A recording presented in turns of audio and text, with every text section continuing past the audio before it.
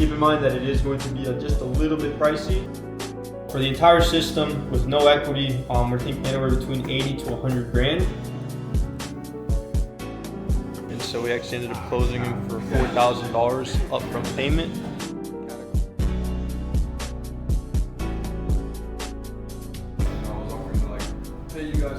If he stopped posting today, which he's not gonna do, like he will have leads coming in for the rest of his life. Because why? Because he did the work up front. Subscribe to this dude for real.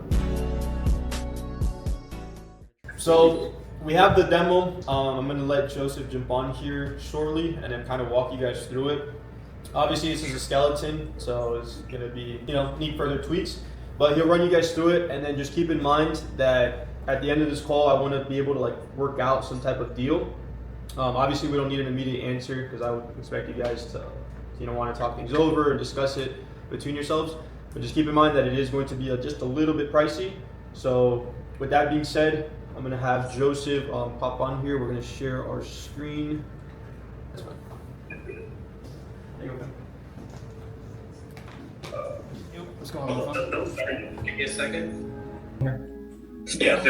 All right, so this would be like a financial overview of that person. Remember, you guys are pretty much attacking this client from all different angles. So if this client were to have all of your different services that you offer, this is what they would see.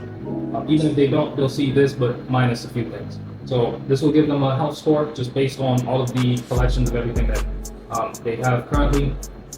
Credit score is going to show up here if they're signed up to your credit system.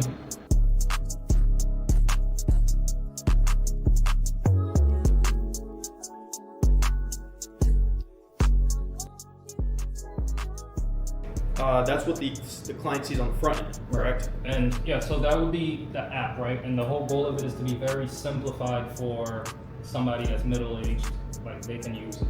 Right? You could walk them through. Like if the client calls you, hey, I'm having trouble with this, you could tell them exactly where it is and it won't be hard. It won't be too hard to find.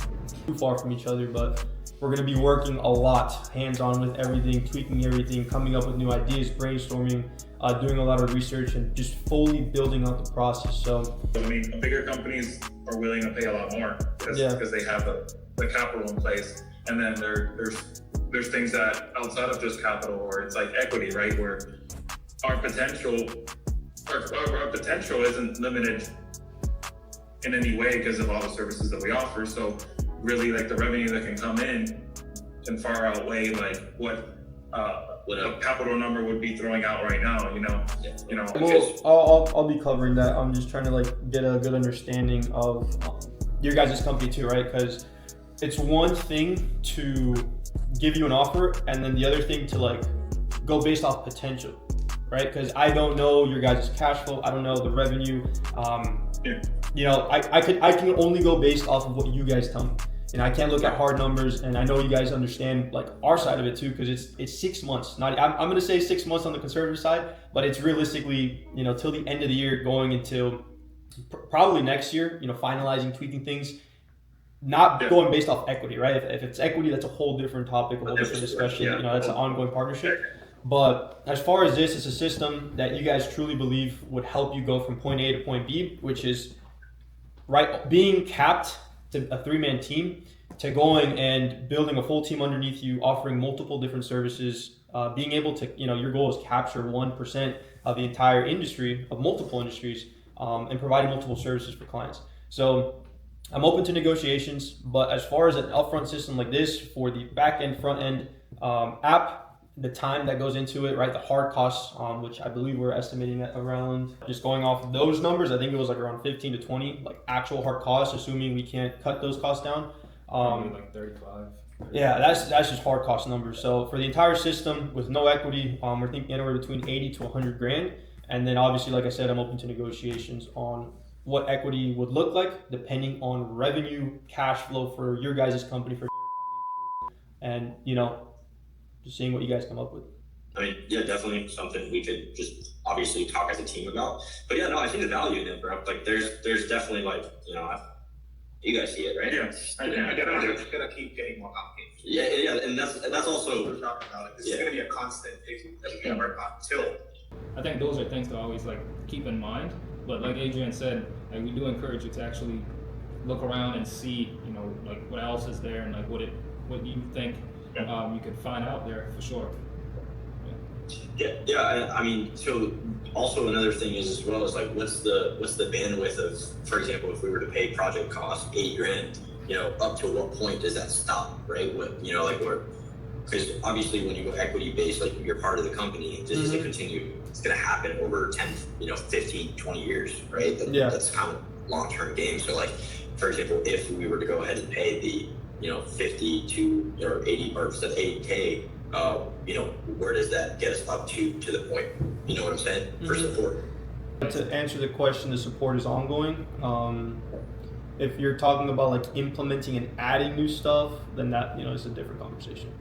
But if it's stuff that's already built out between, let's say 100 grand from now till like January, February maybe, like we're gonna make sure that the system's up and running. Obviously it's gonna be hands-on complex because it's going until the next year. And then, like I said, it's the time that it's going to take for the whole team to actually be working on everything.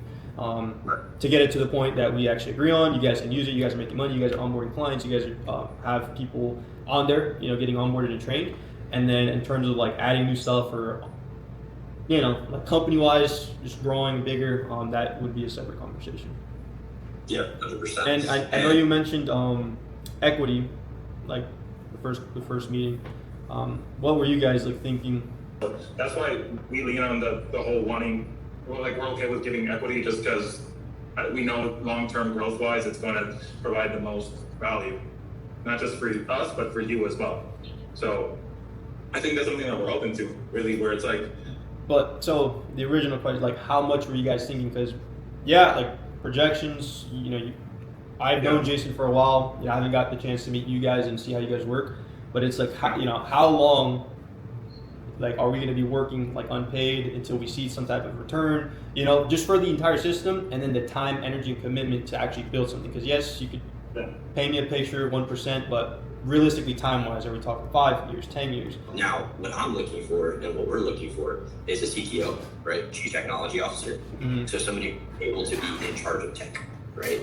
Now, if you guys, anywhere from, if you look up online, CTOs get anywhere from 5% or like 5 to 8% equity inside of a company if they're managing the whole tech side of the company. I want you guys to think it over and look around, compare, and then if you guys want to revisit the conversation, have like numbers ready that you guys genuinely believe is fair for us, right, in terms of payment or equity wise. And then we'll come back, renegotiate, we'll have our numbers. Or before we even get to that point is like we're able to come and see how you guys operate, understand the business more in depth, and then we can finalize everything. And if it makes sense, it makes sense. And if not, then at the end of the day, we're still gonna be boys and shake hands. Sure. Definitely talk more about it when we get back into the States. You can come to the office and I'll happily show you our whole process and answer any questions that you may have. So. Yeah, I think we're pretty much good. I like the system a lot, honestly. I think the biggest thing is it just being smooth for somebody to hop in. Like you said, from middle age, where it doesn't feel like anyone gets stuck in any way. It just all feels like it flows. And I do see that already. It is Tuesday. We just finished our meeting up with a body shop owner. And so we actually ended up closing him for $4,000 upfront payment with a $100 monthly subscription for maintaining the actual software, keeping it up and running. So now we're just kind of fucking off and playing some pool with the team. Me and Daniel against Jory and Joseph. And then Friday we should be having everything finalized, so signing the contracts, having the system a little bit more built out, but we're going to be sitting down in person to go ahead and be able to get the actual day-to-day steps. He didn't go. Then you went. Then he went. Then you went again. I've been? I'm after Jory. Or did you hit for me? Yeah, he hit for me. Oh shit. Hey, Homer hanging on my neck. The bracelet matches a set. My brother name is Tina Dollar. Stop all that back and forth over the net. My mama wish I would've went corporate. She wish I would've went exec. So because we couldn't record the conversation, I'm just quickly run you guys through. And we came in today, Tuesday, 5 days later, with a demo. As far as the actual skeleton for his business, custom made, he's gonna own it. And we're going to be finalizing everything as far as like the towing, basically all the moving pieces in his business. We're going to be kind of automating through that CRM system. So he sees the value in it.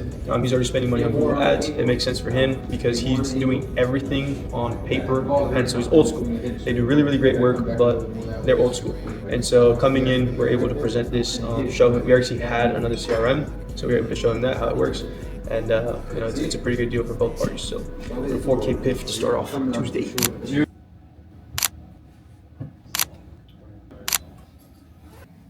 it's a business, you can click on business.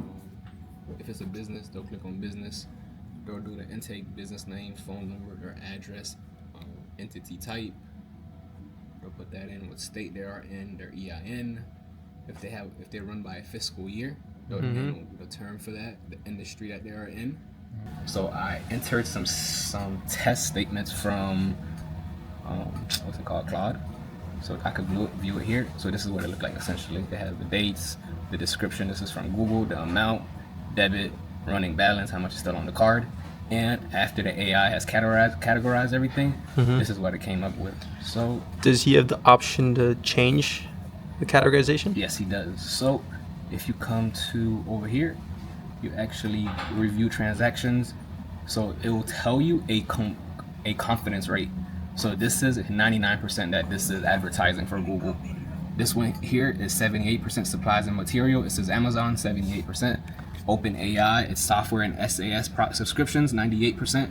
And if it's a low percentage that you're not confident in, he could just come, and all of them are solid.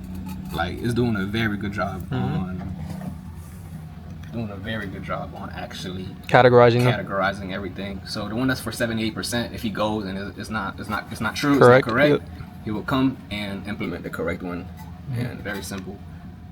So essentially that's the back end. This is the front end for the clients. They submit all of their information via documents. He gets it, and then he'll be able to automatically categorize it through the system, correct? Correct.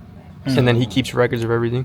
So this is also a CRM as well to keep track of all his customers. When we met the gentleman, the way he kind of took care of his documents is still old school. Old school. Yeah, paper pen. So this will actually save his business a lot of time and bring him up to just the modern ages. Yeah, this is the demo that we're going to be showing him tomorrow. So we're going to be meeting him in person, probably take an hour just running through the system.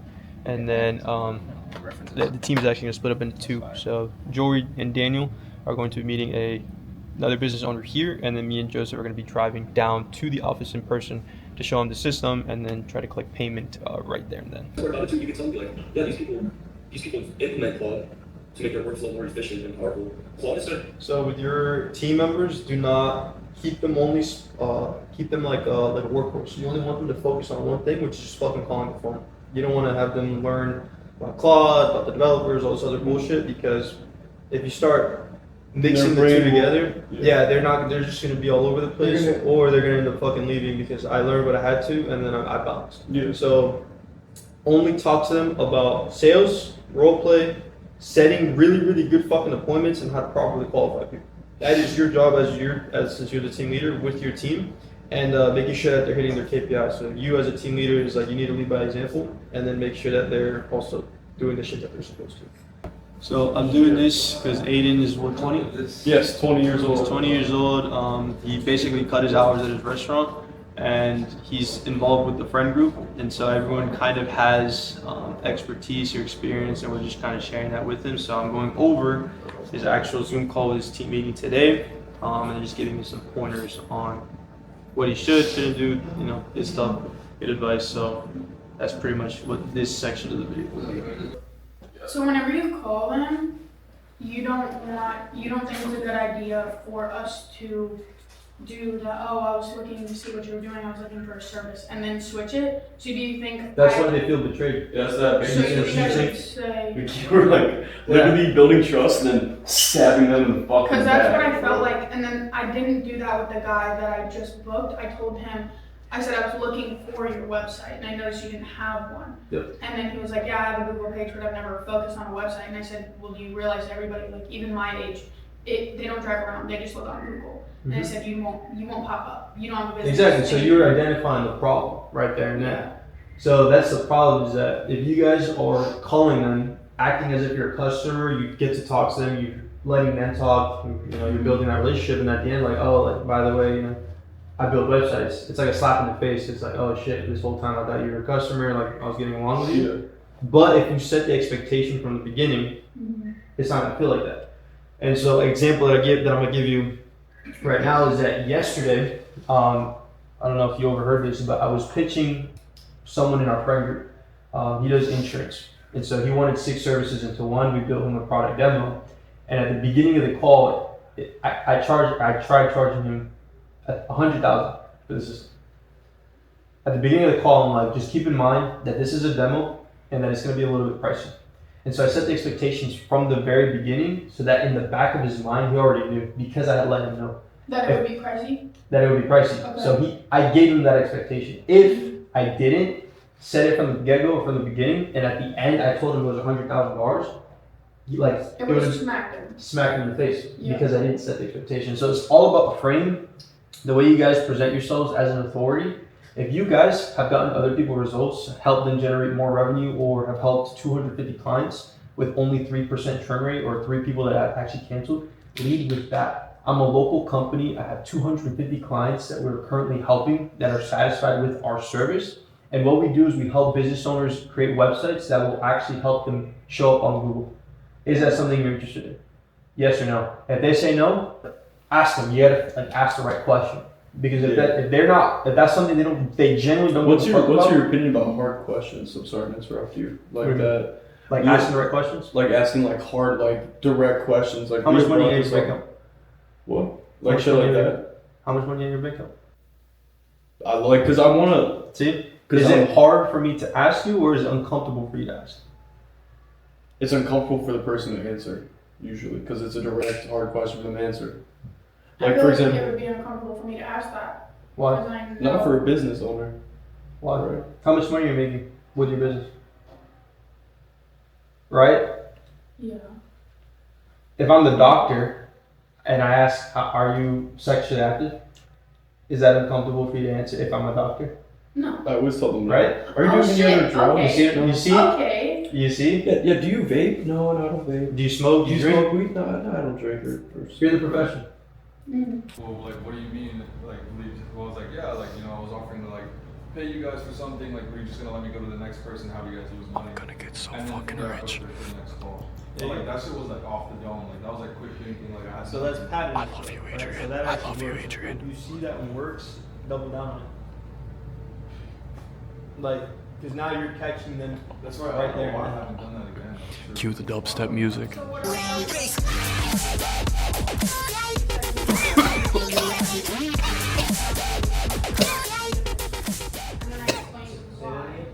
Oh my God.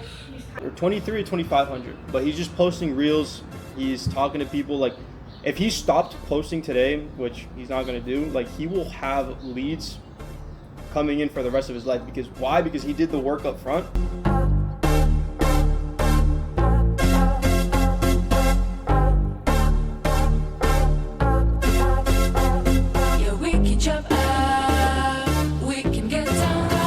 That's amazing. I can't wait to get it all started, bro. I'm taking more videos today for both companies. I'm gonna post some today as well.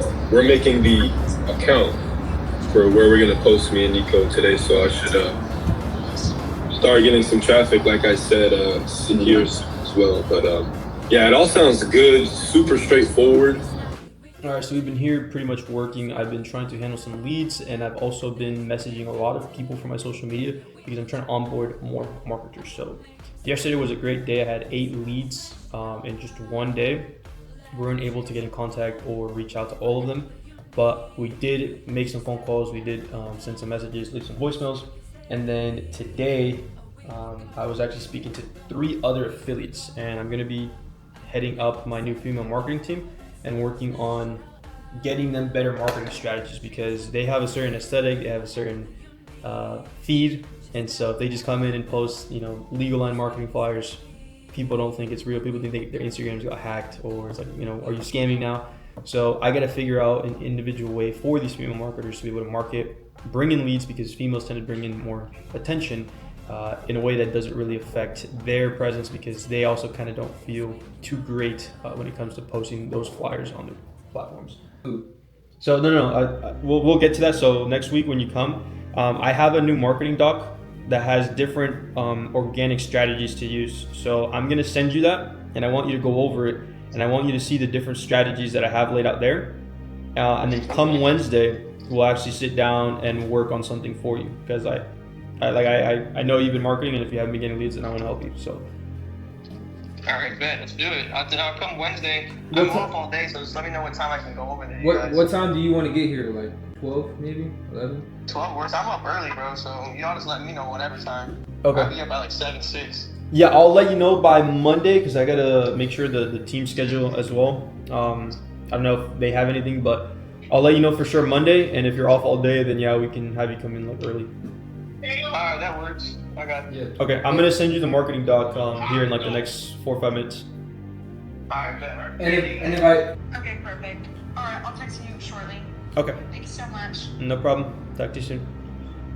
Bye. Bang. So there we go. This is one of the leads that I was working on probably the past 2 days, or since yesterday. No, it was yesterday. And then I was following up. It's one of my friends. She's a trader, and so her parents got into a car accident.